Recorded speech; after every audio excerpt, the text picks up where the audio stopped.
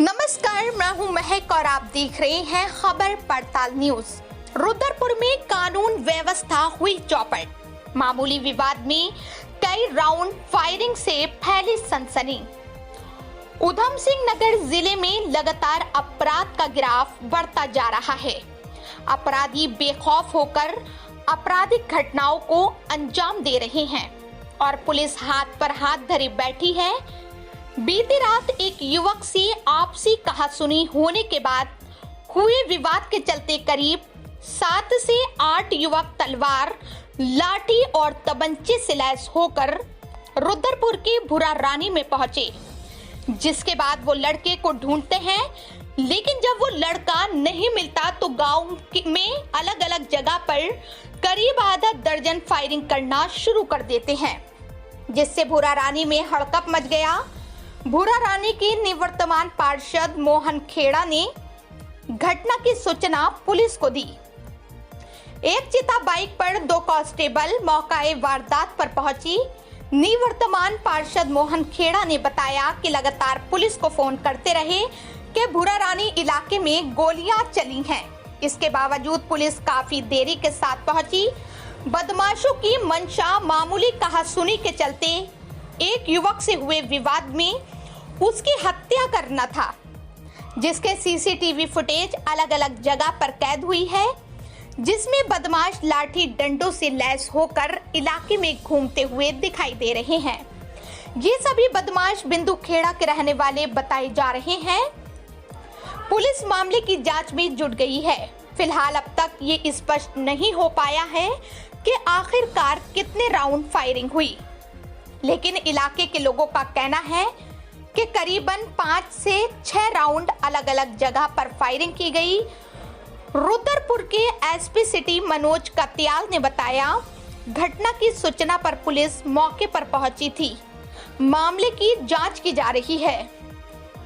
इसी तरह की हर छोटी बड़ी खबर देखने के लिए बने रहिए हमारे साथ खबर पड़ताल चैनल पर। इसमें एक व्यक्ति के द्वारा, महिला द्वारा एक तहरीर दी गई है। उसमें पीड़ित से जानकारी की है घटना के बारे में और तहरीर हमें प्राप्त हो गई है। उस पर हम लोग विधिक कार्रवाई इसमें अमल में ला रहे हैं और जिन लोगों ने भी ये घटना कारित की है उनके संबंध में भी सीसीटीवी फुटेज कुछ हमें प्राप्त हुआ है। स्थानीय लोगों से भी हम जानकारी कर रहे हैं। इनका आपस में भी कोई पुराना विवाद है दोनों पक्षों का, उसकी भी जानकारी कर रहे हैं। तो जो भी तथ्य आते हैं सामने, उसके आधार पर इसमें विधिक कार्रवाई की जाएगी।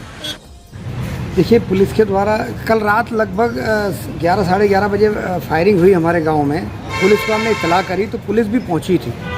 उसके बाद पुलिस जांच में लगी हुई है, तो हमने तहरीर दी है। तहरीर देने के बाद पुलिस अब जांच में लगी है। अब देखो कब तक अभियुक्तों को पकड़ पाती है पुलिस। और मैं तो बार बार ये अनुग्रह करूँगा कि जितने भी अभियुक्त हैं इनको जल्द से जल्द गिरफ्तार करके इनके खिलाफ सख्त कानूनी कार्रवाई करनी चाहिए कि ये दोबारा से ऐसी कोई घटना घटित ना कर पाएँ। ये छोटी छोटी घटना, ये दूसरी या तीसरी घटना हो गई हमारे गांव में, हमारे वार्ड में गोली चलने की। हुआ क्या था, क्यों गोली चली? ये 1 साल पूर्व कहीं इनका आपस में मनमुटाव हो गया था, फिर बैठ के इनका फैसला भी हो गया था। लेकिन जो बिंदु खेड़ा के कुछ लोग हैं, एक फतेह नाम का है और 2-3 लोग और, 8-10 लोग और हैं, उन लोगों ने रात इनको घेरने की पहले कोशिश करी। ये उनके घेरे में नहीं आए तो वो गांव में पहुंचकर इनके घर पे उन्होंने फायरिंग करी, घर के सामने फायरिंग करी, एक फिर दुर्गा कॉलोनी में जाकर फायरिंग करी। इस तरीके से उन्होंने दहशत फैलाने का काम किया है। और मैं पुलिस विभाग से कहूँगा कि ये दूसरी तीसरी घटना हो गई हमारे वार्ड में गोली की और इसको सीरियसली लेना चाहिए। मुझे लग रहा है कि कहीं अगली घटना कोई बड़ी ज़्यादा घटना घटित ना हो जाए। इसलिए मैं हाथ जोड़कर विनती करूंगा पुलिस विभाग से कि इन अभियुक्तों को जल्द से जल्द गिरफ्तार करें ताकि कोई बड़ी घटना घटित ना हो। बड़ी हार नहीं हुई, किसने कहा बड़ी हार हुई? मंगलौर हम कभी जीते ही नहीं, हजारों में हारते थे। इस बार हम 500 से हारे। बद्रीनाथ के विधायक को तो ले गए थे, फिर भी नहीं जीत पाए हो। बद्रीनाथ को कुछ कमियां रह गई, उनको सुधारेंगे आगे। तो अब अरे ऐसे छोटे मोटे हल्के झटके में क्या होगा? जीतेंगे।